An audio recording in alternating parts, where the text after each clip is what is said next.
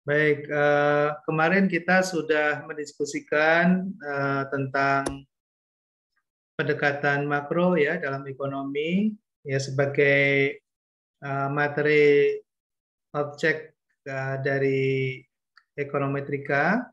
Sekarang kita akan coba kenali lebih lebih dalam lagi untuk alat statistiknya ya.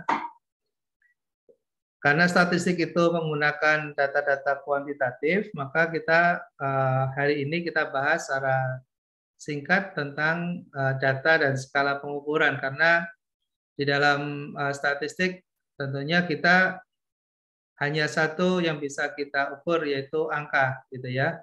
Walaupun nanti datanya berupa data kualitatif, tapi kita harus bisa mampu mengkuantifikasi atau mengangkakan baik dalam bentuk scoring, dalam bentuk interval, maupun dalam bentuk data yang lain ya, menjadi data ordinal, dari ordinal menjadi kardinal, atau dari data-data berupa gambar misalnya menjadi data yang bisa terukur misalnya dalam bentuk kardinal atau interval.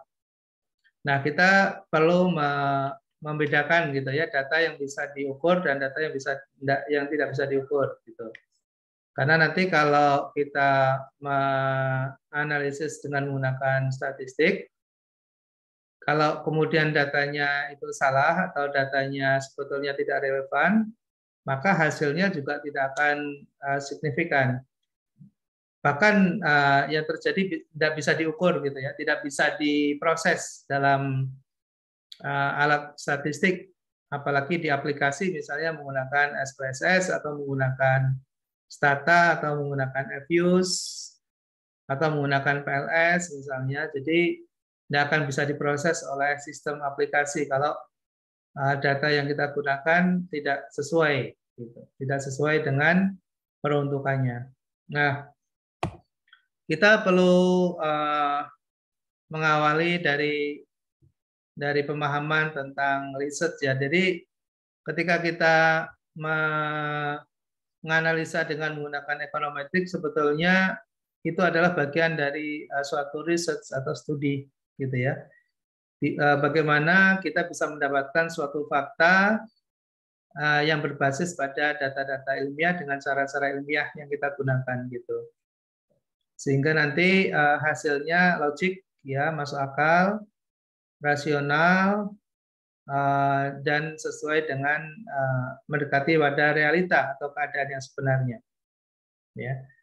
Nah, bicara tentang alat analisis, tentang analisis, pastinya tidak bisa lepas dari data tadi, gitu ya. Nah, data kita sudah mulai kenal dan mulai mengenalnya. Mudah-mudahan ini hanya sekedar mereview saja ya. Sebelumnya saya yakin sudah dijelaskan oleh dosen sebelumnya. Yaitu kita akan mengenal namanya data kualitatif dan data kuantitatif, gitu ya. Apakah kedua data ini bisa kita proses untuk melakukan analisis ekonometrik, gitu ya? Nanti kita coba jawab bersama, gitu ya. Sekarang pemahaman tentang data dulu. Data itu apa? Data adalah bahan mentah yang perlu diolah sehingga menghasilkan informasi atau keterangan baik kualitatif maupun kuantitatif yang menunjukkan fakta. Jadi data itu bisa kualitatif, bisa juga kuantitatif, ya. Jadi ada dua bentuk jenis data, kualitatif dan kuantitatif, gitu ya. Nah, apa yang dimaksud dengan data kualitatif? Yaitu data yang berhubungan dengan kategorisasi, karakteristik berwujud pertanyaan atau berupa kata-kata. Misalnya data wanita itu cantik, misalnya pria itu tampan, misalnya. Nah, cantik, tampan itu kualitatif, gitu ya. Kita nggak bisa mengatakan cantik seberapa persen cantiknya, itu nggak bisa ya. Berapa persen tampannya itu nggak bisa kita membuat kategorisasi. Jadi ketika kita dipahamkan dengan suatu kata atas karakter atau kategori tertentu dari suatu objek, maka disitulah data kualitatif akan muncul gitu ya.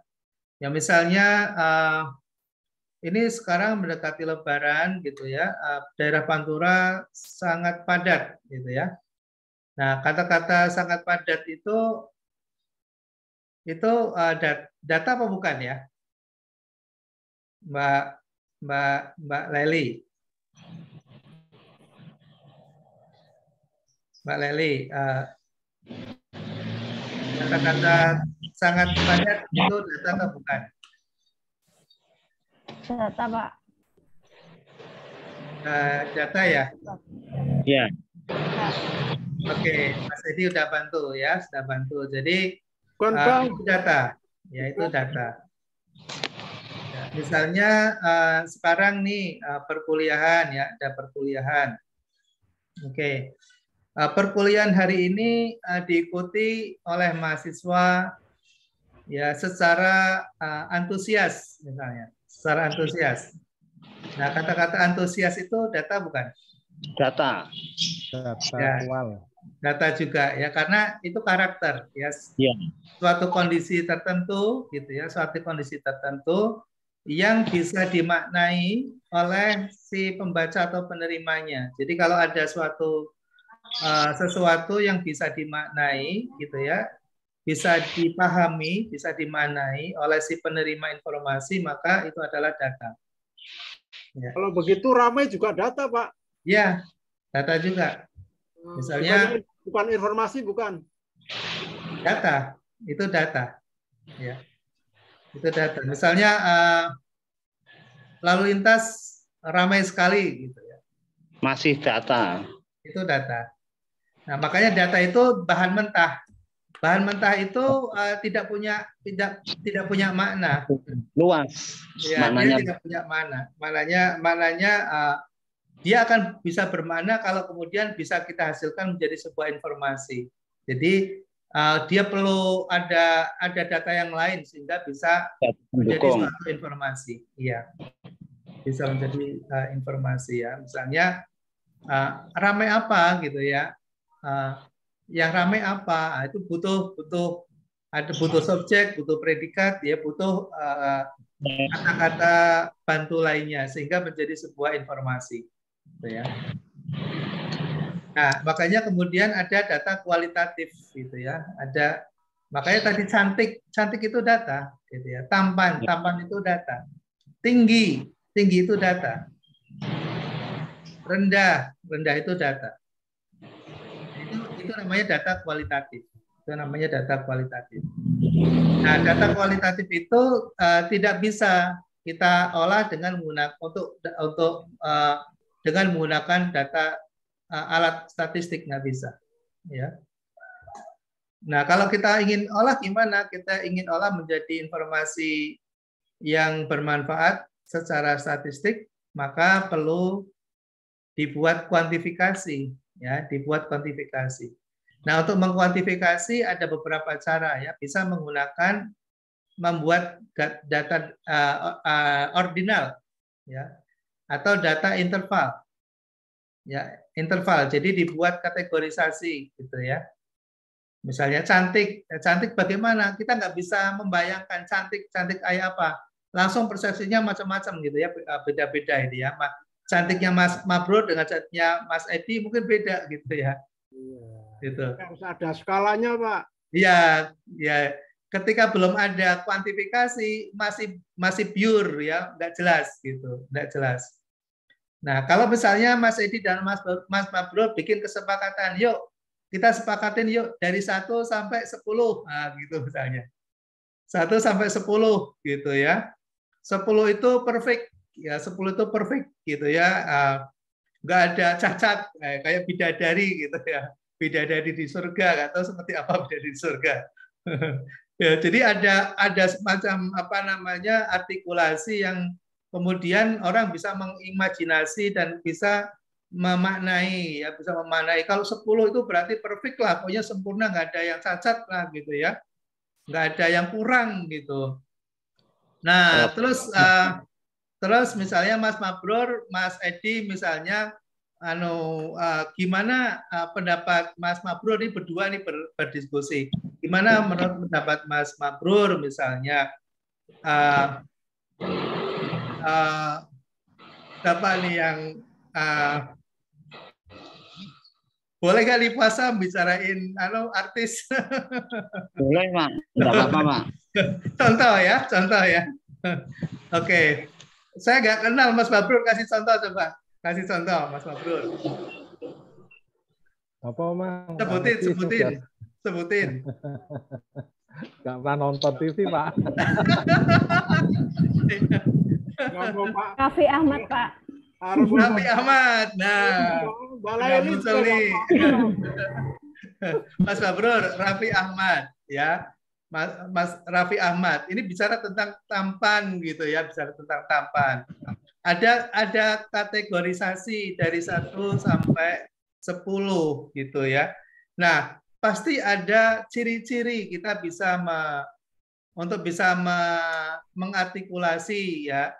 Kalau misalnya tampan itu misalnya badannya atletis dari badannya gitu ya. Kemudian dari ketinggiannya gitu ya, tinggiannya sekian gitu ya. Kemudian misalnya rambutnya ikal misalnya. Wah, warnanya misalnya orang Indonesia ya sawo matang lah gitu ya. Atau mungkin putih, kalau putih dianggap bagus gitu ya. Ya punya kriteria, jadi membuat kriteria gitu ya. Kriteria dari tinggi badannya, dari rambutnya, warna kulitnya gitu ya. Dibuat kriteria. Nah, kemudian baru dibuat interval gitu ya, dibuat interval. Nah, Raffi Ahmad ini nilainya berapa gitu ya? Berdasarkan dari kriteria itu 1 sampai 10. Nah, misalnya kalau itu Mbak Leli nih bisa tanya Mbak Leli nih. Mbak Leli angkanya berapa Raffi Ahmad? Nah, gitu. Berapa Mbak kira-kira Mbak? 8. Nah, 8 misalnya. Nah, ketika menyebut angka 8 gitu, itu bukan tidak lagi kualitatif. Ya, tidak lagi kualitatif gitu. Sudah kuantitatif. Ya, gitu bedanya. Jadi sebelumnya bicara tampan, itu data juga tampan gitu ya. Tampan Raffi Ahmad tampan gitu. Nah, tampan pasti kriterianya lebih dari 5 karena intervalnya 1 sampai 10, mediumnya di angka 5. 5 ke bawah mungkin dianggap tidak tampan gitu ya. 5 ke atas dinilai tampan. Cuma tampannya berapa? Tadi muncul angka 8. Nah, kalau sudah begitu maka kita akan bisa menganalisa dengan statistik. Nanti ada berapa sampel gitu ya, ada berapa sampel orang yang dianggap tampan.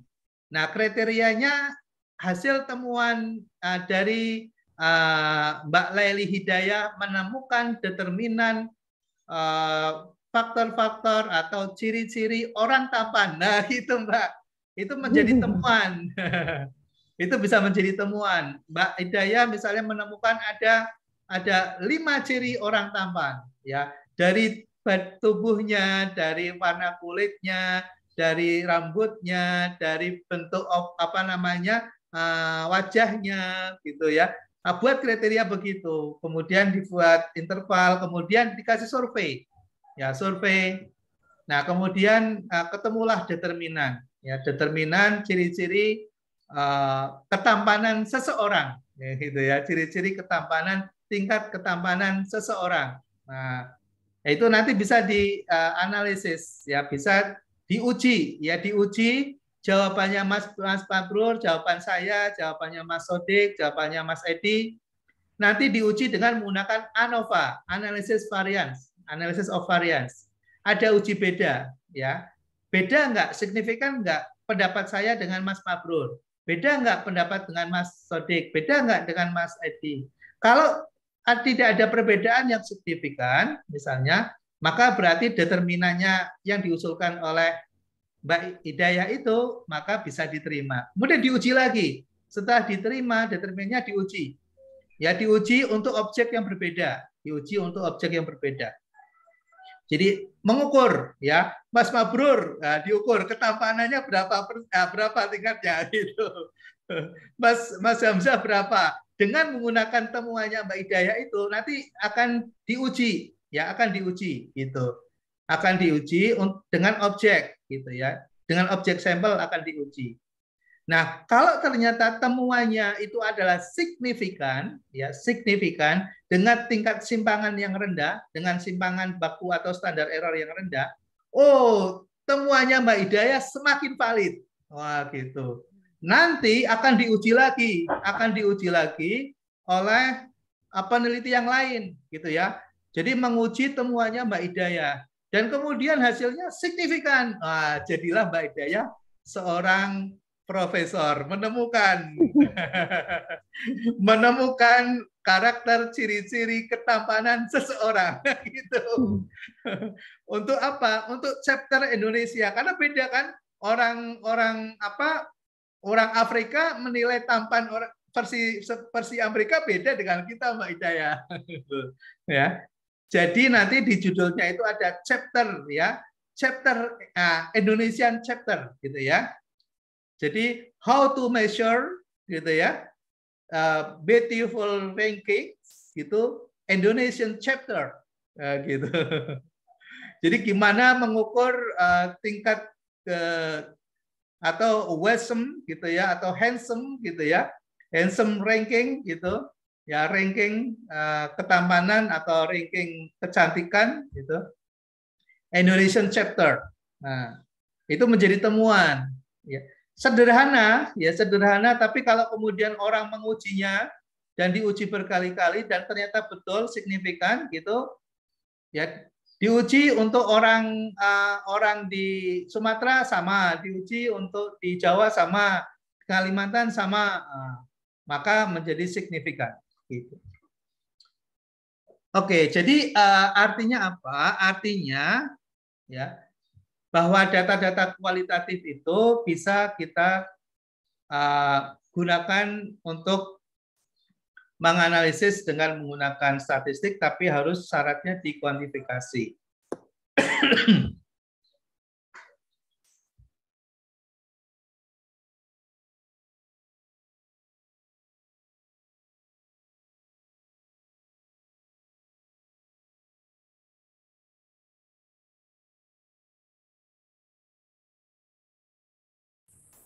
Halo Pak, sambil nanya Pak. Boleh. Sorry ya, saya agak serak nih ngajar dari pagi nih. Iya, tidak dikasih Silakan, minum Pak ya. Tidak dikasih minum Pak ya. Nggak dikasih minum lagi. Ini Pak, seandainya tadi sudah ada penemuan berdasarkan data kuantitatif. Misal kita akan lebih ke fokus lagi atau lebih ke dominan. Misal lebih dirinci lagi kriteria orang ganteng atau orang cantik dengan kategori rambutnya sekian ini dengan nilai kapasitas 1 sampai 10. Terus wajah misal oval 1 sampai 10 itu lebih dirinci lagi, tetap masuk ke kuanti atau bisa nanti bisa berbalik ke itu Pak, karena karakternya antara satu dengan satunya berbeda seperti itu Pak. Terima kasih. Ya, terima kasih Mas Edi. Ini pertanyaan bagus. Jadi bagaimana kita ingin mendalami suatu hasil riset atau temuan dari peneliti untuk kemudian kita uji kesahihannya gitu ya, tingkat kesahihannya seberapa tinggi bisa diaplikasikan, bisa digunakan gitu. Nah, biasanya nanti akan ada degradasi nilai, akan ada degradasi nilai. Jadi ini bisa digunakan pada tingkatan atau level seberapa persen luasan jangkauannya misalnya. Kemudian bisa digunakan untuk berapa sampel gitu ya. Dan digunakan untuk, jadi nanti akan muncul syarat-syarat dan karena sebuah penelitian itu selalu ada limitation, ya selalu ada pembatasan. Ya, jadi nggak mungkin satu temuan formulasi itu kemudian digunakan fit for all, ya one fit for all itu nggak bisa. Jadi dia sangat spesifik, ya misalnya Indonesian chapter pun akan mungkin bisa dijalankan hanya di wilayah misalnya Jawa, Sumatera, Kalimantan, Sulawesi, Bali. Ketika masuk ke wilayah NTT dan Papua misalnya, ini tidak bisa berlaku lagi misalnya. Ya, jadi ada batasan, limitation-nya ada gitu. Nah, justru dengan itulah kemudian penelitian itu diperlukan untuk pengembangan misalnya bagaimana dengan kondisi di Papua. Nah, nanti akan muncul formulasi baru lagi. Gitu. Makanya penelitian itu tidak boleh berhenti, dia terus berkembang ya untuk menyempurnakan. Makanya di dalam disertasi itu nanti kita bisa melihat dari penelitian orang lain. Kemudian penelitian orang lain itu kita kembangkan, ya boleh, dan malah justru itu yang disarankan. Jadi yang dimaksud dengan sebuah temuan baru itu bukan berarti murni temuan baru, gitu ya. Originality-nya itu, atau kita sebut sering bicara tentang distinksinya atau novelty-nya, gitu ya. Novelty-nya itu tidak harus murni 100%, tapi bisa kita mengembangkan dari suatu temuan sebelumnya. Nah, kalau di doktoral itu kita perlu melihat novelty-nya ketika kita membandingkan dengan penelitian yang lain. Jadi kita nggak boleh misalnya ini penelitian saya hasilnya begini, itu nggak boleh. Dia terus selalu merujuk pada penelitian orang lain begini, kemudian penelitian saya itu seperti ini gitu. Jadi dia ada comparing, kemudian originality-nya itu ada di mana. Ya, temuannya dia itu ada di mananya, itu. Nah, itu baru bicara tentang disertasi doktor, gitu. Nah, untuk apa namanya, untuk di master program pasca juga sama, gitu. Sama. Jadi ketika bicara tentang literatur review itu kita akan merujuk pada berbagai penelitian sebelumnya yang sejenis dengan yang kita mau kaji itu. Ya, kurang lebih seperti itu. Oke. Tambahan sedikit ini, Pak. Ya. Seandainya seperti Pak Mabrur sudah meneliti, katakanlah sebuah rumah sudah diteliti bahwa rumah dengan lantai 2, jendela jumlahnya sekian puluh, ini dan seterusnya. Tapi setelah itu kan selesai, Pak, ada pembatasan. Setelah itu saya juga mau meneliti rumah tersebut. Yes, rumah tersebut ada sesuatu yang belum diteliti, katakanlah, oh ternyata gendengnya rumah lantai 2, luasan sekian, itu gentengnya sekian. Seandainya tidak disanggah dengan kayu, misal bengkere, itu nanti akan seperti ini dan seterusnya. Nah, itu tadi yang jenengan sampaikan itu masih termasuk originalitas atau enggak, Pak? Padahal kan saya hanya melanjutkan.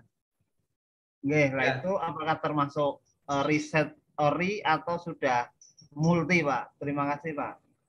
Ya, Mas Edi. Jadi memang dalam penelitian itu sangat dimensional gitu ya, dan ketika kita menemukan sesuatu yang belum dilakukan oleh orang lain, maka itu termasuk original gitu ya, termasuk di situ novelty kita ada di situ gitu. Jadi ketika ada suatu bangunan, kemudian ada satu kosong ruang misalnya yang tidak terpakai atau belum memiliki fungsi, kemudian kita memberikan masukan gitu ya, memberikan rekomendasi berdasarkan dari suatu analisis yang sesuai dengan keahlian kita kemudian memberikan sebuah saran rekomendasi. Ini ruang kosong ini sebaiknya untuk ini gitu ya, untuk ini karena akan memiliki dampak implikasi terhadap ini, kemudian kita bisa buktikan dengan sebuah simulasi. Nah, simulasi itulah yang kemudian menjadi sebuah tantangan tersendiri di dalam pembuktian analisis kita. Bisa enggak gitu ya kalau kemudian saran kita itu kita bisa uji. Nah, biasanya untuk menguji itu menggunakan alat statistik ya, alat statistik. Nah, memang kita kan ada pendekatan ya, ada pendekatan kualitatif dan ada pendekatan kualitatif dan kuantitatif. Kalau menggunakan pendekatan kualitatif, sebetulnya bicara tentang diskusi teori juga bisa ya, pembuktian terhadap teori juga bisa. Itu sangat memang kualitatif gitu ya. Jadi kita merujuk dengan melihat dari berbagai referensi yang ada dari pendapat para peneliti sebelumnya, kemudian kita banding-bandingkan gitu, dan kemudian kita bisa uji dengan menggunakan uji pendekatan kualitatif tadi. Misal pendekatan kualitatif itu kan bisa menggunakan comparing, ya, perbandingan, atau menguji dengan menggunakan case gitu ya, sebuah kasus misalnya. Nah, itu bisa ya untuk membuktikan konsep yang kita usulkan gitu dalam sebuah penelitian. Ya, tapi dalam ekonometrik ini kita nggak akan bahas itu ya. Kita akan bahas lebih kepada bagaimana kalaupun ada kualitatif kita akan kuantifikasi dan kemudian kita akan analisis dengan menggunakan statistik. Gitu. Ini ekonometrik kita. Terima kasih Pak. Ya, sama-sama. Mas Adi, ada yang lain yang mau menanyakan? Kalau tidak, saya lanjutkan materinya kembali. Tanya Pak, Ya, silakan.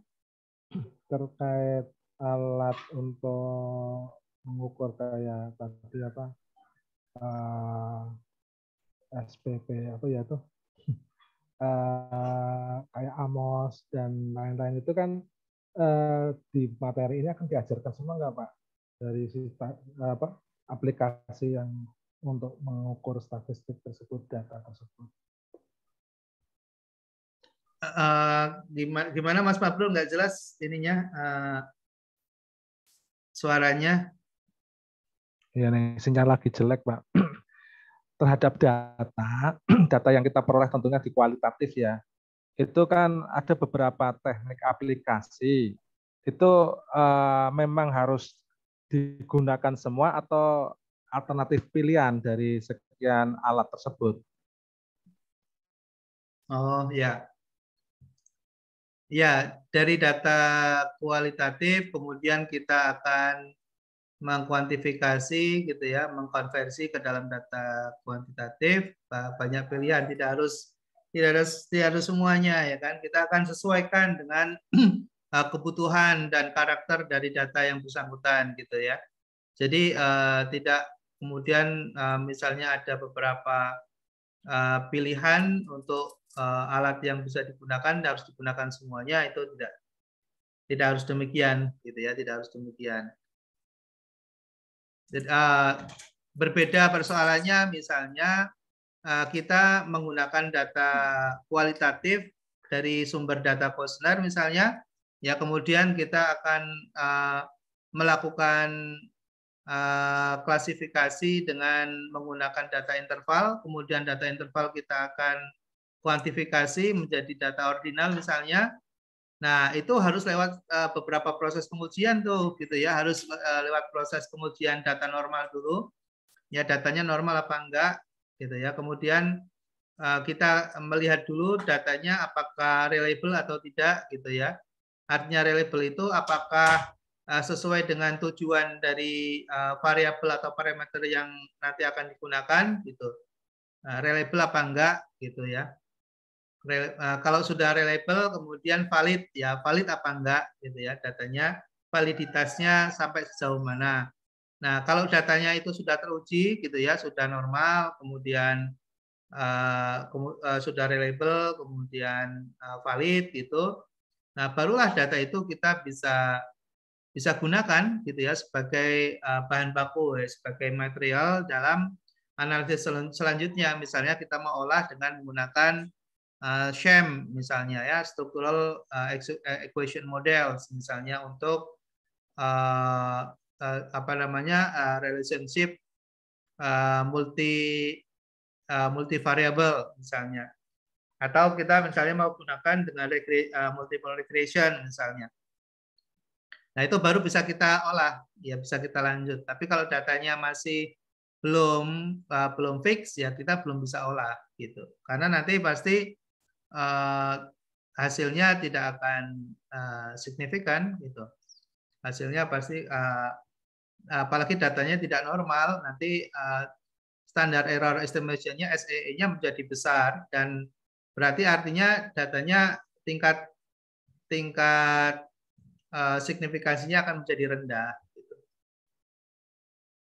Ya gitu Mas Mabrur. Kemudian alatnya juga tidak semua harus kita gunakan ya, misalnya ada Amos, ada misalnya kita menggunakan statistika, misalnya Avius gitu.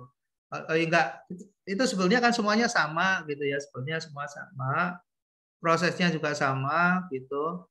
Ya, yang beda itu kan hanya menunya saja dan tampilannya ya kan, misalnya antara Avius misalnya dengan SPSS misalnya kan tampilannya beda. Tapi kalau sudah masuk ke data analisis misalnya regression ya sama, rumusnya sama gitu, yang digunakan sama gitu.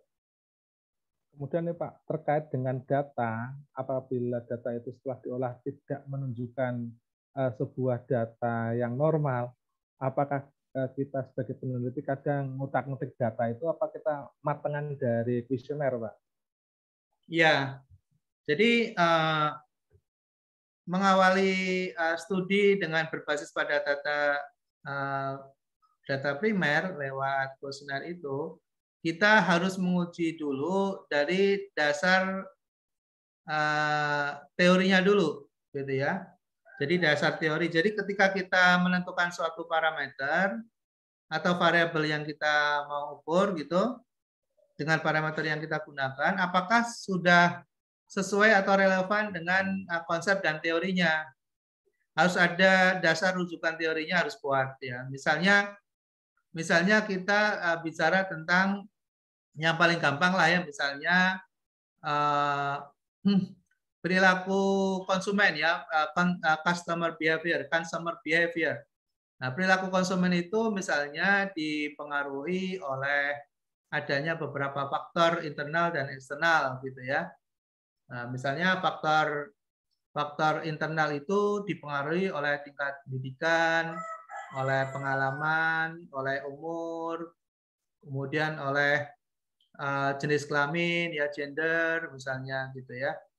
Nah, itu sudah paten gitu karena teori sudah mengatakan bahwa memang seseorang itu dalam mengambil sebuah tindakan, suatu tindakan pengambilan keputusan itu akan sangat dipengaruhi karena memang umurnya dulu 5 tahun yang lalu ketika mau memilih baju misalnya suka yang ngejreng-ngejreng gitu ya.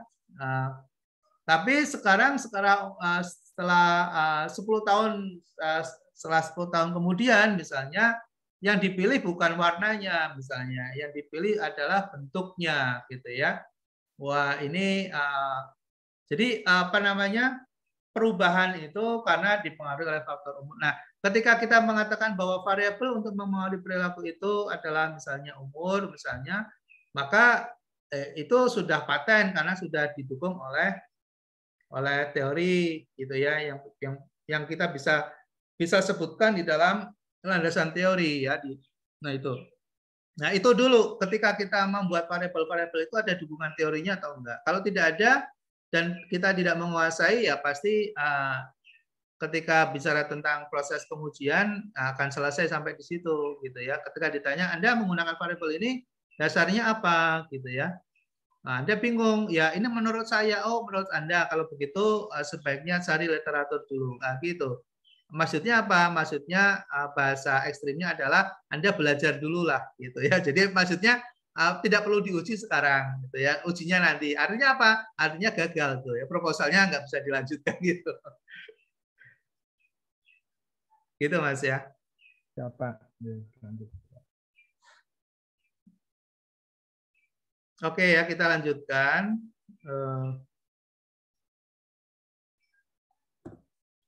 Nah, tipe data itu ada categorical, ada numerical, ada discrete, ada continuous gitu ya. Kalau categorical itu adalah yang kualitatif tadi ya, kategori berdasarkan kategori. Numerical dibagi dua, ada discrete, ada continuous ya, ada discrete, ada continuous. Apa bedanya discrete dengan continuous? Nanti kita coba lihat ya. Berdasarkan sumber data, ya berdasarkan sumber data, ada yang disebut dengan primary, ada secondary. Kalau primary, kita bisa peroleh data dari sumber langsung seperti observasi, survei, eksperimen, gitu ya. Itu kita bisa langsung dapat dari sumber data. Tapi kalau menggunakan secondary data, kita lihat dari berbagai sumber rujukan atau penelitian atau publikasi yang yang bisa dipertanggungjawabkan, ya, baik oleh suatu perusahaan atau instansi resmi, ya, instansi resmi pemerintah. Nah, data kualitatif kita adalah data yang dinyatakan dalam bentuk misalnya kata, kalimat, gambar gitu ya. Jadi kalimat, gambar itu data juga ya, data kualitatif. Jadi misalnya ada gambar petunjuk arah misalnya. Nah, itu data juga, ya itu data juga. Nah, data kualitatif adalah data yang berbentuk angka. Jadi angka atau data kualitatif yang diangkakan tadi, contohnya scoring tadi 1, 2, 3, 4 itu. Nah, itu bentuknya sudah kuantitatif. Nah, data kuantitatif dibagi menjadi dua, yaitu data diskrit dan data kontinum atau kontinu.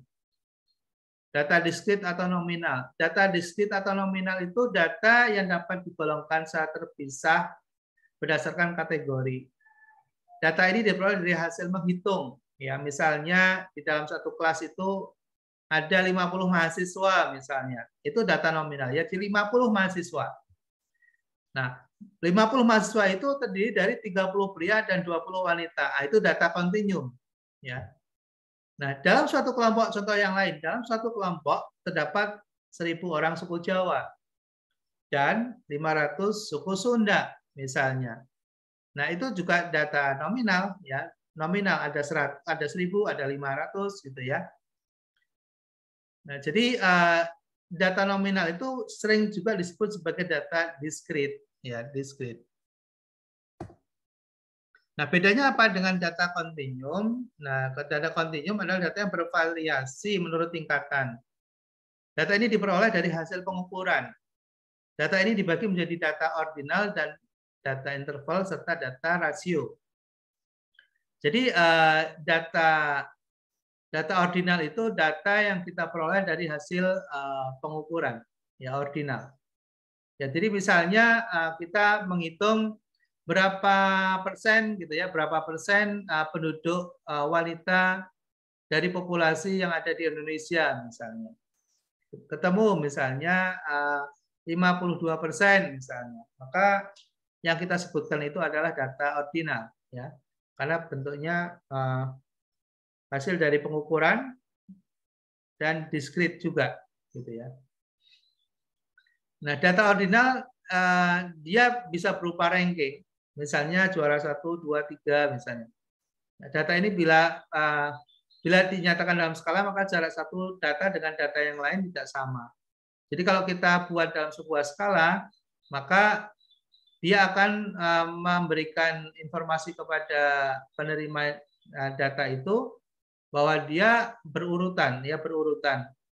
Jadi misalnya 2, 3, 4 gitu. Nah, 2 itu adalah lebih kecil dibandingkan dengan 3. 3 lebih kecil dibandingkan dengan 4.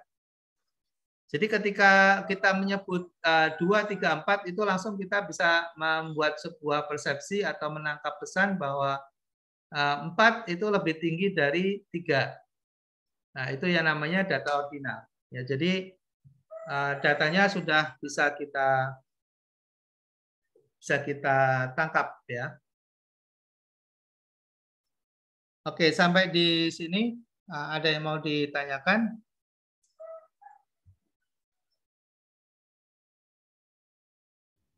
Mau tanya, Pak. Ya. Kalau untuk data ordinal itu kan berbentuk ranking atau peringkat. Biasanya katakanlah seperti juara 1, 2, 3 dan seterusnya. Seandainya dibuat seperti seperti diagram atau itu bisa, Pak. Misal untuk menentukan data ordinal pada lomba bla bla bla tahun sekian, itu bentuknya kayak grafik gitu bisa, Pak. Untuk laporan statistiknya misal seperti itu dari 5 tahun ke depan misal seperti itu, bisa enggak, Pak? Iya, nanti dari data ordinal itu bisa menjadi data time series, ya. Data time series itu data ordinal yang ditunjukkan ya dalam suatu urutan waktu. Jadi misalnya tahun 2000 jumlah mahasiswa pasca TIN Pekalongan gitu tahun 2018, 2019, 2020. Nah, jumlahnya berapa? Nah, itu data ordinal juga tapi ditampilkan dalam bentuk time series. Jadi nanti ada namanya data time series gitu. Gitu ya, Mas. Nanti datanya bisa dikombinasikan menjadi data cross section, ya cross section. Karena nanti ketika kita mau menganalisis, misalnya, tidak bisa dicampurkan antara data ordinal, misalnya dengan data nominal, misalnya, atau data kualitatif atau kategorisasi. Contoh begini, kita membuat sebuah penelitian, sebuah objek antara wanita dan laki-laki misalnya. Lalu wanita itu dikasih kode 1, gitu ya. Kemudian laki-laki dikasih kode 2. Nah, 1 dan 2 itu data ordinal bukan? Saya mau tanya nih ke Mas Mabrur.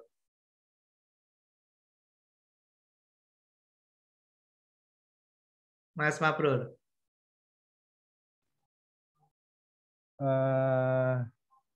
Ada skalanya Pak ya. Ordinal Pak. Ya. Ya. Jadi yang kita sebut tadi itu bukan data ordinal, ya. Karena 1 dan 2 itu bukan menunjukkan ranking. Tapi 1 dan 2 itu adalah simbol, kategorisasi atau klasifikasi. Itu data kualitatif. Jadi walaupun angka belum tentu kuantitatif ya. Jadi walaupun angka belum tentu kuantitatif. Gitu. Karena apa? 2 itu lebih tinggi dari 1 bukan? Iya. Bukan. Ya, bukan. Ya dalam konteks penelitian, ya dalam konteks penelitian tadi, 1 itu simbol apa? Simbol wanita. Perempuan. Perempuan. 2 itu simbol laki-laki. Nah, jadi itu bukan urutan, bukan ranking. Berarti bukan masuk data ordinal ya? Iya, tidak masuk data ordinal. Karena kita pun masih bingung Pak terkait dengan queer itu loh Pak, skala pengukuran itu loh. Iya. Nominal, ordinal, rasio apa itu 4 itu. Skala pengukuran, nominal, skala, ordinal skala, interval skala, kemudian rasio. Itu kita masih kadang rancu. Mohon penjelasan mungkin Pak. Oh ya. Aduh, saya nanti untuk pertemuan yang akan datang saya kasih contoh-contoh realnya ya. Iya Pak. Nah, ini saya belum siapkan karena ini sebetulnya sih basic ya, dasar di metodologi sebetulnya. Ya, dasar di metodologi. Tapi nggak apa-apa nanti kalau memang diperlukan contoh kasusnya nanti kita siapkan, saya bantu carikan. Nah, ini lebih detail lagi ya terkait dengan data interval. Ya, data interval adalah data yang jaraknya sama sekali tidak mempunyai nilai 0, data interval. Contoh skala termometer, walaupun ada nilai 00 derajat Celcius tetap ada nilai tetapi tetap ada nilainya. Ya, tidak mungkin gitu ya 000. Data-data yang diperoleh dari pengukuran dengan instrumen sikap dengan skala Likert misalnya, maka bentuknya adalah data interval. Jadi kalau kita misalnya membuat sebuah penilaian dengan menggunakan skala Likert, ya data interval skala Likert, jadi 1, 2, 3, 4, 5 misalnya, maka di situ tidak mungkin ada nilai 0, ya karena yang namanya sikap itu selalu ada nilainya. Ya, kalau 0 berarti tidak ada nilai. Gitu ya. Jadi skala Likert bisa kita gunakan ya sebagai salah satu sumber data interval. Yang sering digunakan untuk menilai suatu pendapat itu biasanya digunakan skala Likert gitu ya. Skala Likert itu dia memiliki apa namanya jarak yang sama. Jadi misalnya 1, 2, 3, 4 itu kan jaraknya kan 1, ya, kelipatan 1. Jadi 1 tambah 1 2, 2 tambah 1 3, 3 tambah 1 4. Atau menggunakan skala misalnya 1 plus 2 misalnya. Jadi 1, 3, 5, 7, 9 misalnya. Nah, jadi skala Likert itu memiliki interval yang sama, jaraknya sama. Jaraknya sama, itu skala Likert. Nah, data rasio adalah data yang jaraknya sama juga, ya. Tapi dia memiliki bobot, ya. Dia memiliki bobot. Jadi misalnya rasio, misalnya data rasio 10% misalnya, 30%, 60% gitu ya. Nah, dia ada nilai bobotnya. Ya, ada nilai bobotnya. Apakah dan kita bisa langsung menilai mana yang lebih besar, mana yang lebih kecil gitu ya. Mana lebih tinggi, mana yang lebih rendah. Itu bisa kebaca dari data rasio itu. Ya, misalnya di sini ada contoh nih, data ini juga dapat dijumlahkan atau diperkalikan dengan aljabar. Misalnya kita menghitung suatu jarak gitu ya, suatu jarak. Nah, 2 meter ditambah 3 meter misalnya. Itu harusnya 5 meter bukan 7 meter ya, itu salah contoh itu. 2 tambah 3 kok 7 ya. Oke, jadi penjumlahan tidak seperti dalam data rasio ya. Misalnya satu air gelas dengan suhu 200 derajat dengan air gelas dengan suhu 150 derajat ketika dicampur maka tidak langsung menjadi 350 derajat, nggak bisa ya. Jadi rasio gitu ya, rasio itu adalah data yang dianggap paling teliti karena dia bisa merepresentasikan dari kondisi yang sebenarnya secara objektif. Ya. Nanti bisa dilihat contoh yang konkret ya pada berikutnya, kita belum siapkan.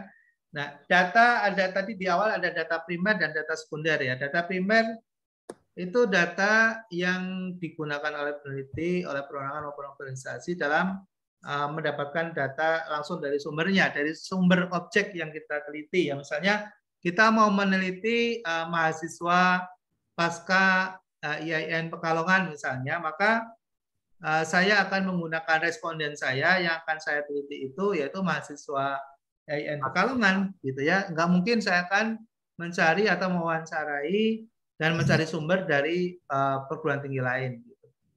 Ya, data primer itu langsung ya kepada objek yang kita teliti. Kalau data sekunder, ya data kita peroleh dari sumber yang lain. Ya, apakah dalam bentuk laporan, penelitian, ataukah publikasi dan seterusnya. Yang bisa dipertanggungjawabkan, ya data sekunder. Nah, sumber data yang lain adalah data internal dan data eksternal. Jadi data bisa dibedakan jadi 2 juga.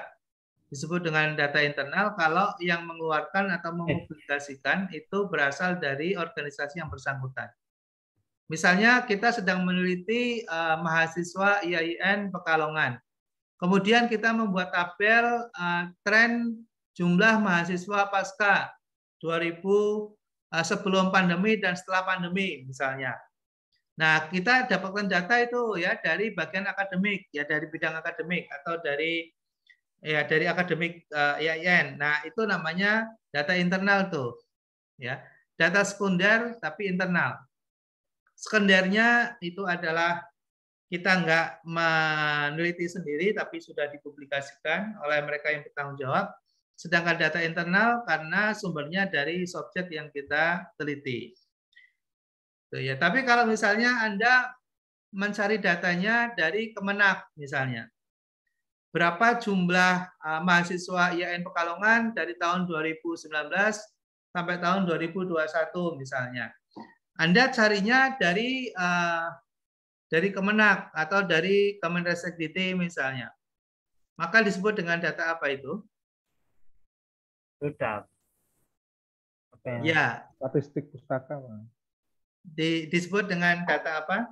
Data internal atau data eksternal? Eksternal. Eksternal. Ya, data eksternal. Sekunder eksternal. Ya. Kalau dari jenis datanya termasuk data primer atau data sekunder? Sekunder. Oke, data sekunder. Ya, kita sudah bisa bedakan mana data primer dan data sekunder. Nah, dalam penelitian nanti pada saatnya, misalnya kita di disertasi, itu harus menggunakan data-data primer tuh.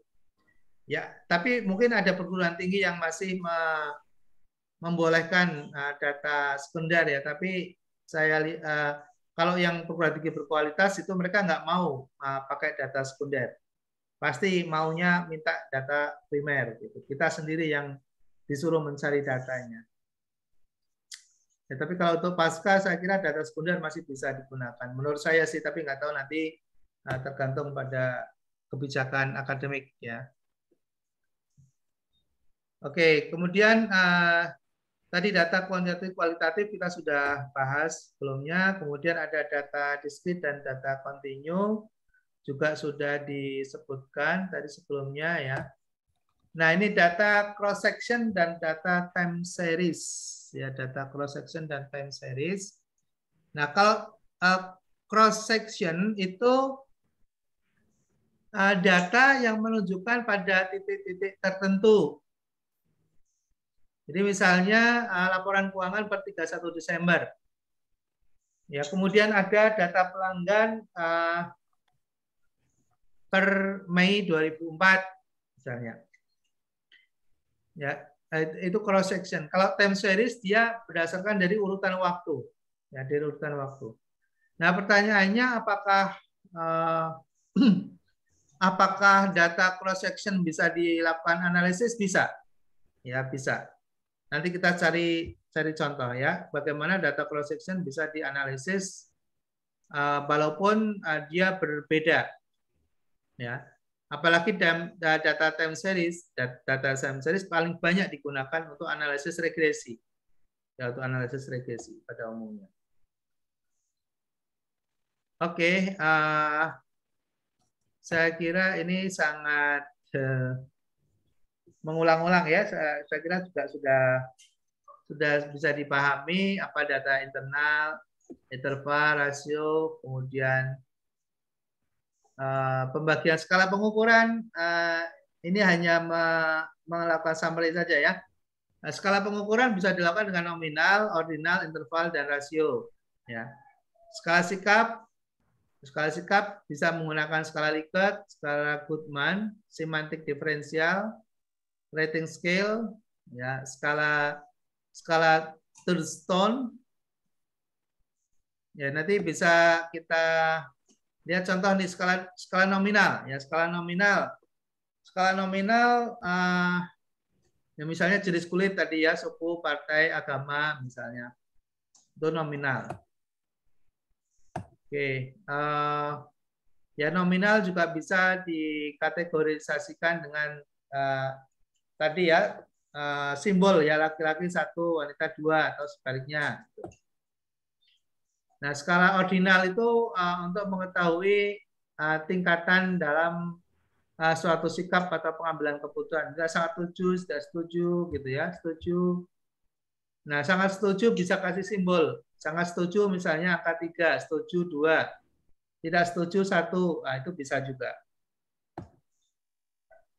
Jadi skala ordinal yang dibuat interval, gitu ya. Ordinal dibuat interval itu bisa.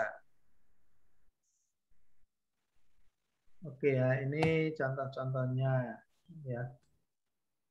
Interval. Ini skala Likert, contoh skala Likert. Ini skala Goodman, ya dan tidak. Ya dan tidak itu juga bisa bisa dibuat kategorisasi simbol, misalnya setuju 2, tidak setuju 1 misalnya, dibuat begitu juga bisa. Ya, kemudian semantik diferensial, pengukuran dengan menggunakan suatu garis. Jadi bisa aja bukan angka, tapi suatu gambar atau garis. Dari mulai merah menjadi hijau, semacam gradasi ya, semacam gradasi keputusan itu juga bisa. Itu namanya semantik diferensial. Jadi kalau misalnya kita milih angka merah, itu berarti mengindikasikan kita sangat tidak setuju. Tapi kalau kemudian masuk ke angka mulai warna hijau, misalnya hijaunya makin tua, semakin kita sangat setuju misalnya. Itu bisa dengan cara seperti itu. Rating scale juga bisa ya dengan menjawab salah dan benar. Kita memilih mana yang benar, itu rating scale. Oke ya, rasio tadi sudah dijelaskan, tingkat pengukuran. Nah, kalau kita lihat di dalam skala pengukuran untuk masing-masing jenis data, ya di situ ada yang paling bisa digunakan secara keseluruhan ya dalam analisis itu adalah data rasio gitu ya. Kemudian yang kedua data interval. Data interval itu bisa digunakan terkait dengan perbedaan dengan urutan dan jarak yang sama.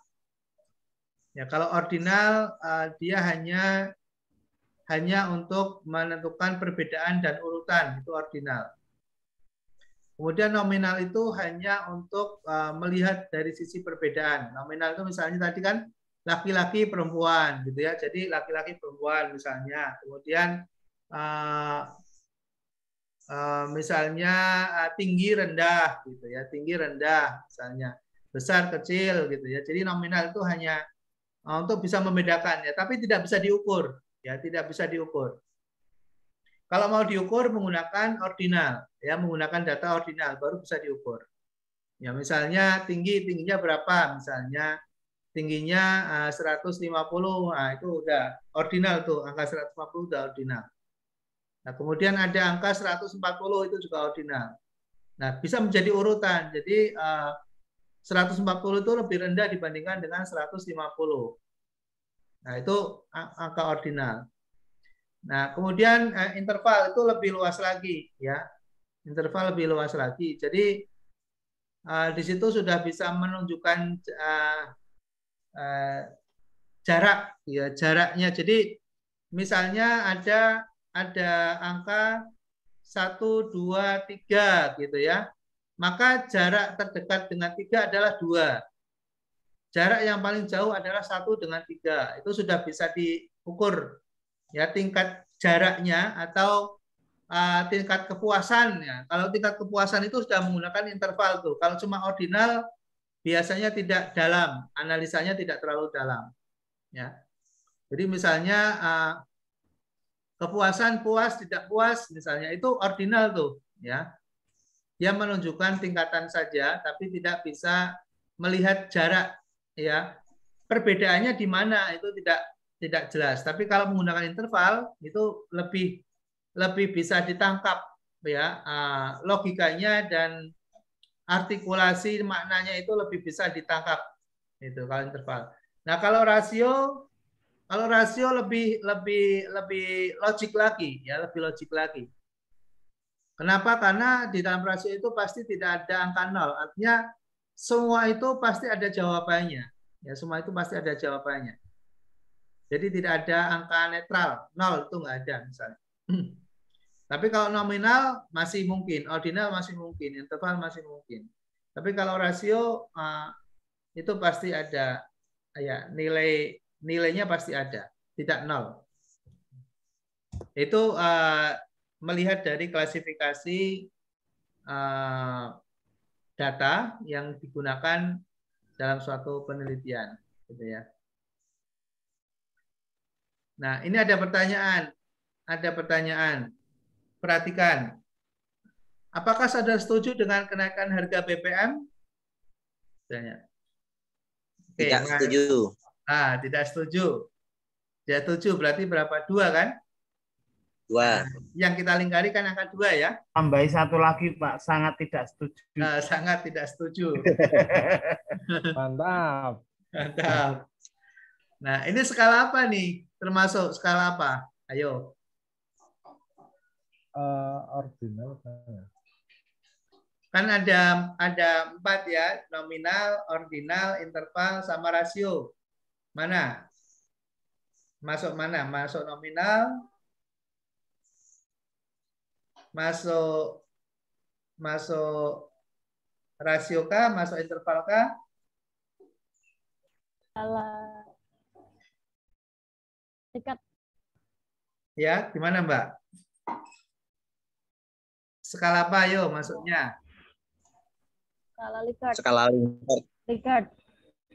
Skala Likert. Ada lagi pendapat yang lain?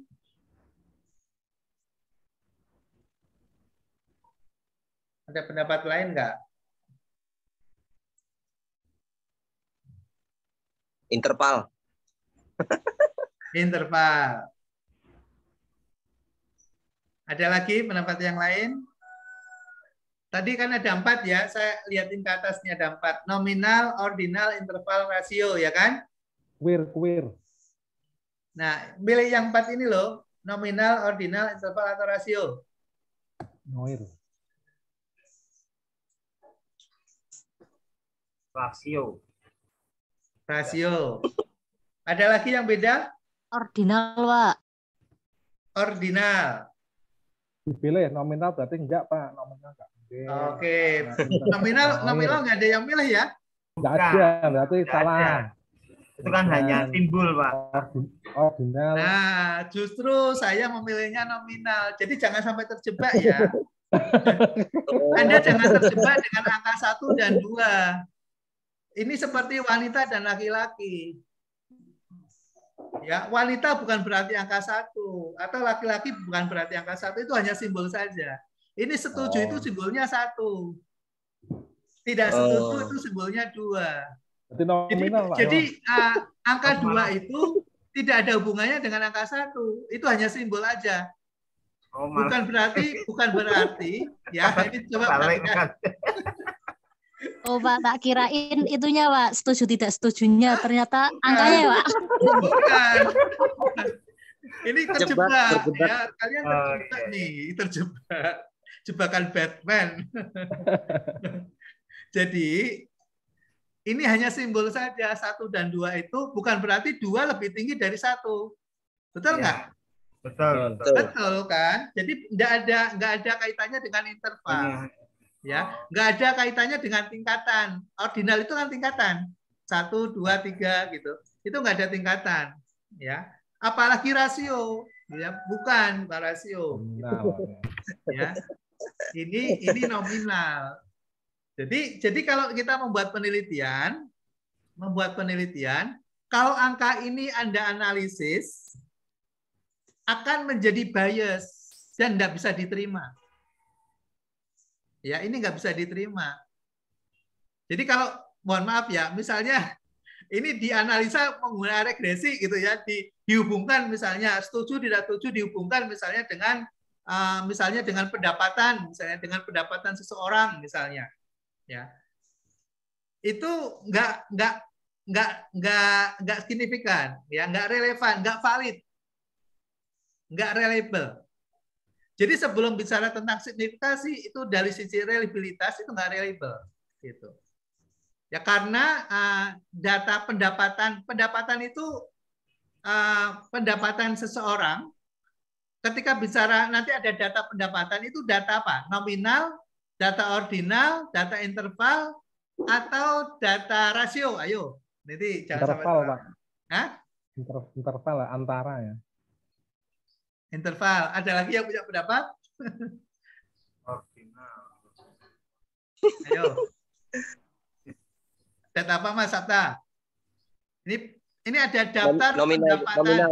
Ini saya kasih contohnya biar jelas nih.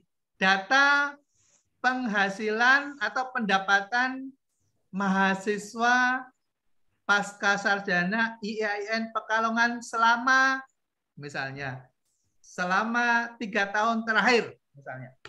Nah, di situ ada daftar tabel tuh, ada pendapatan seseorang ya, dari pendapatan 1 juta, pendapatan 3 juta, macam-macam tuh ada.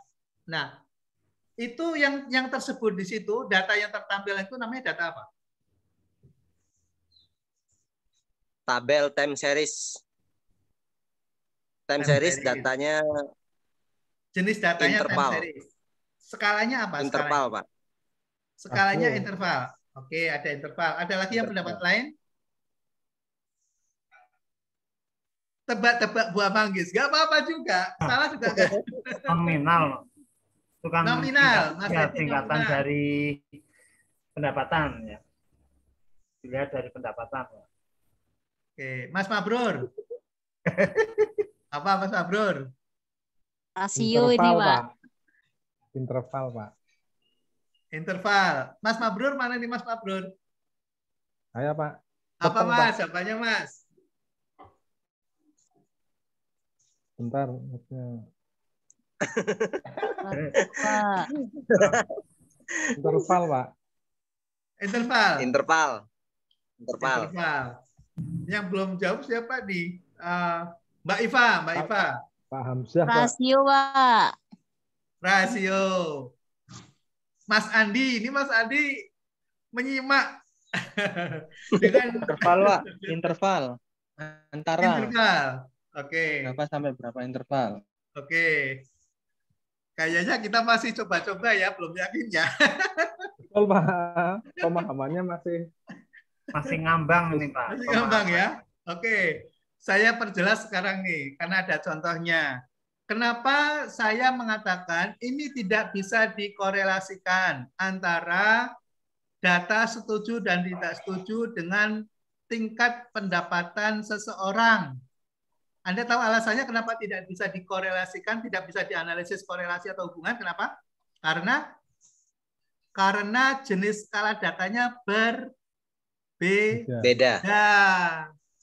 Yang satu nominal, yang ini nominal nih, yang kita lihat namanya nominal, gitu ya, data nominal. Ya. Yang kedua pasti bukan nominal dong, ya kan? Yang kedua bukan nominal, gitu ya. Karena di situ menunjukkan beda nggak antara 1 juta dengan 2 juta, beda nggak? Beda. Oke, saya bisa mengatakan begini nggak? 2 juta lebih tinggi dari 1 juta, boleh nggak? Boleh. Boleh. Ya, boleh. Gitu ya. Ya.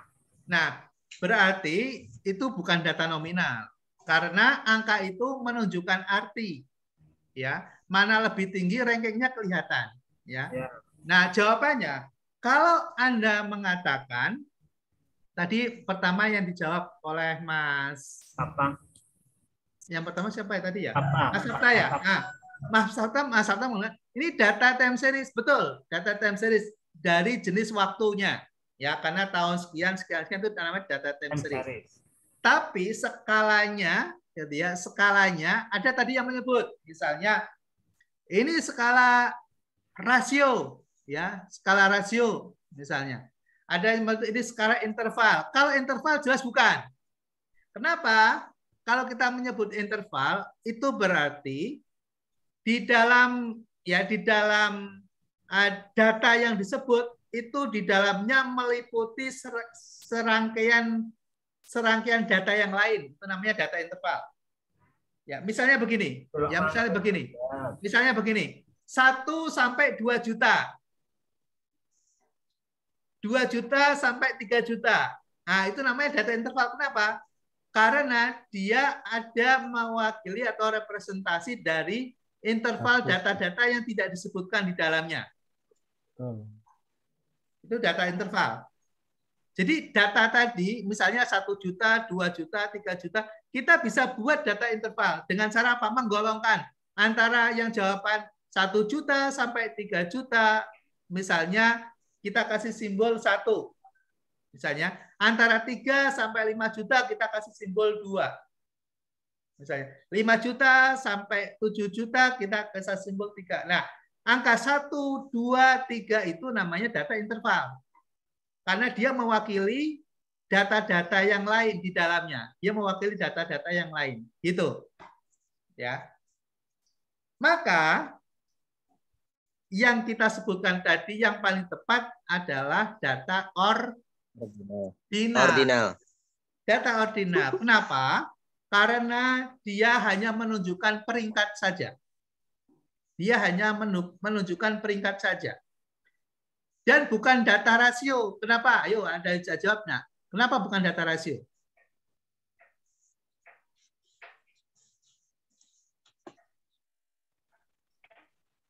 Ada jawab nggak? Tadi dicermatin nggak ciri-ciri data ordinal data rasio itu apa? 0, tidak ada, mungkin 0. Ya, mungkin nggak? Misalnya seseorang itu tidak punya pendapatan. Nggak mungkin. Mungkin. Mungkin. Ya misalnya gitu ya. Misalnya jadi kemungkinan itu ada walaupun tidak disebutkan. Ya, kemungkinan itu ada walaupun tidak disebutkan. Ya, kemungkinan itu ada walaupun tidak disebutkan. Jadi misalnya seseorang itu tiba-tiba misalnya atau seseorang itu misalnya dia tidak ada pekerjaan sama sekali, gitu ya. Dia tidak ada pekerjaan sama sekali, gitu, dan tidak ada bantuan dari siapapun. Maka mungkin, ya sangat mungkin dia pendapatannya 0, ya nggak ada pendapatan. Gitu, ya. Jadi probabilitasnya itu tetap ada walaupun sangat kecil, walaupun 0 sekian persen, 0,00 sekian persen gitu. Tapi ada probabilitasnya. Gitu. Ya, jadi yang paling tepat ada ordinal. Kenapa? Karena di situ angkanya jelas, ya, kemudian menunjukkan ranking, ya, menunjukkan ranking, tapi bukan interval. Ya, tapi bukan interval. Nah, itu kalau kemudian Anda melakukan korelasi menggunakan data antara jawaban setuju dan tidak setuju dengan pendapatan seseorang, maka tidak bisa dilakukan, gitu ya. Kecuali yang sekarang ini yang kita lihat di slide ini kita ganti menjadi data interval. Jadi Anda membuat skala, yang buat skala sangat tidak setuju, gitu ya. Setuju, cukup setuju, misalnya, sangat setuju, sangat setuju, gitu ya. Buat interval, kemudian dikasih angka kode 1, 2, 3. Nah, 1, 2, 3 itu menunjukkan persepsi seseorang berdasarkan dari skala. Nah, skala itu dengan skala yang ada di dalam pendapatan seseorang itu Anda korelasikan, Anda analisis, ya, pakai coefficient, pakai relasi namanya product moment misalnya, pakai product moment. Nah, nanti akan ketemu angka. Sebetulnya apakah betul sih yang tidak setuju itu adalah yang pendapatannya misalnya berapa? Nah, gitu. Ya, misalnya pendapatannya, nah, nanti sebaiknya angka yang di ordinal itu dibuat menjadi interval juga.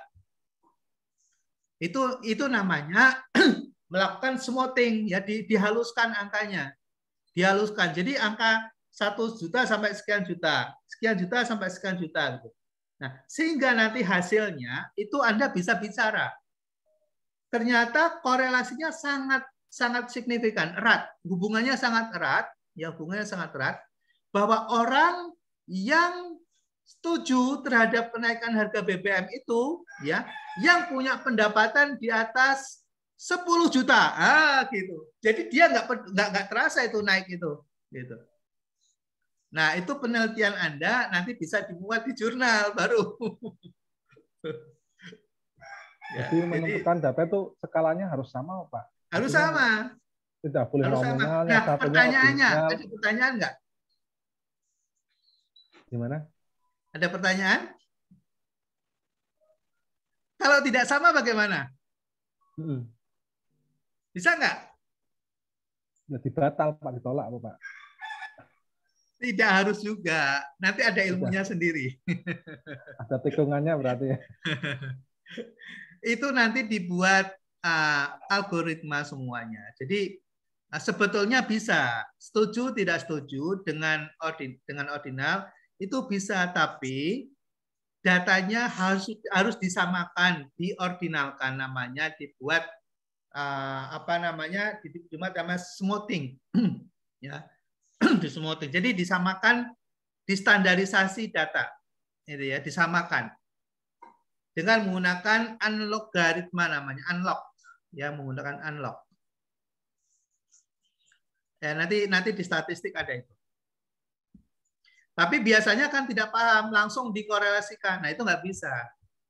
Nah, itu kalau saya nguji mahasiswa itu, kalau ketemu begini, aduh kasihan sebetulnya. Karena apa? Harus ngulangin lagi. Harus ngulang lagi gitu. Wah, itu kalau Karena ngulang data yang disajikan nggak benar ya.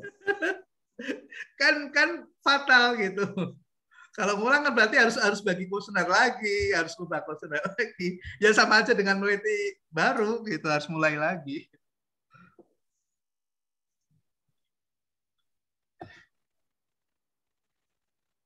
Nah, ini sekarang lagi. Bagaimana pendapat Anda tentang kebijakan ekonomi pemerintah saat ini? Apakah sangat buruk, buruk, cukup buruk, baik, atau sangat baik?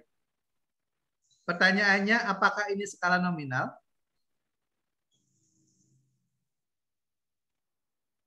Ini skala nominal bukan? Skala Ordinal, Pak. Ini pertanyaannya nominal bukan? Bukan. Bukan. Ada lagi yang punya pendapat? Mas Edi.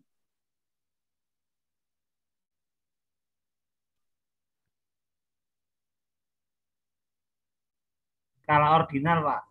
Skala ordinal. Berarti bukan nominal ya? Bukan. Bukan. Oke. Mas Sabta. ya interval, Pak. Interval. Berarti bukan nominal ya? Bukan. Bukan. Mas Mabrur.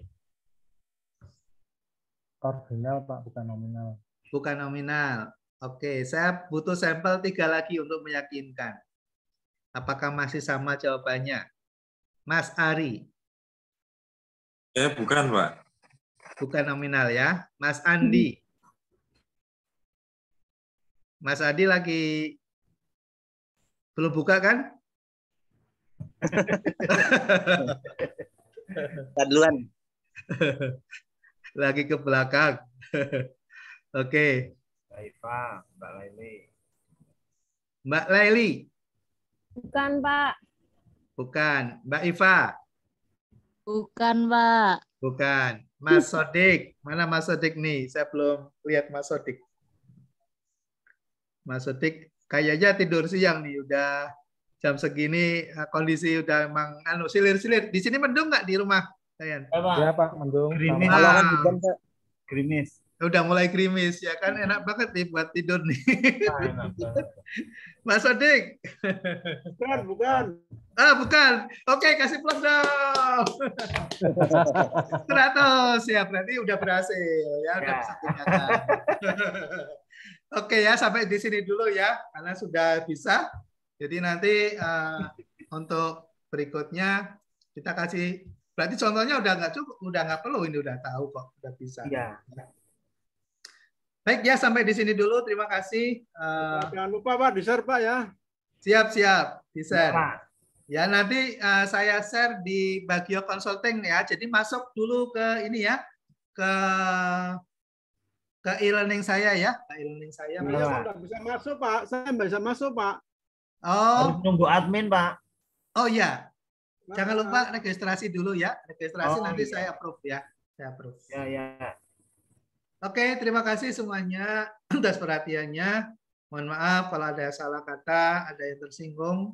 Bukan maksud menyinggung, hanya guyon saja. Terima kasih.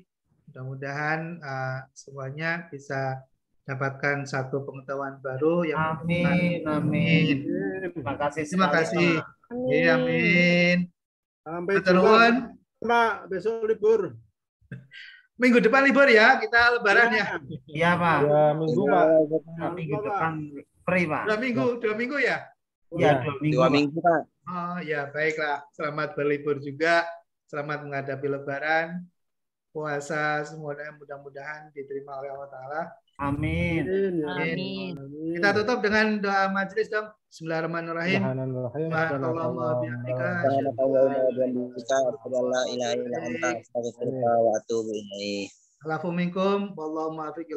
Assalamualaikum warahmatullahi wabarakatuh. Waalaikumsalam Assalamualaikum warahmatullahi warahmatullahi wabarakatuh. Terima